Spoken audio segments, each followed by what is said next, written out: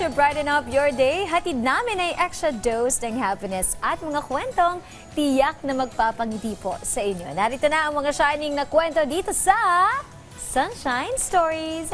Una na riyan, cuteness overload. Silipin ang viral video mula kay @StarFamily kung saan makikita ang isang fur baby na tila nagre-retreat sa sobrang pagka-relax sa kama ng kanyang fur parent.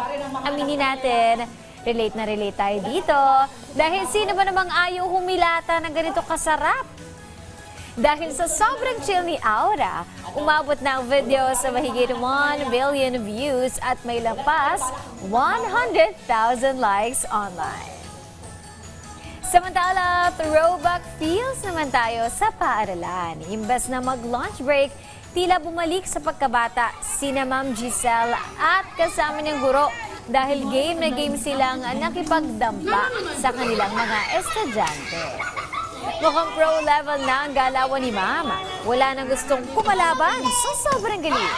At nakaka-good vibes na bonding na ito, nasabing video ay umabot na sa mahigit 600,000 views at may lapas na 60,000 likes.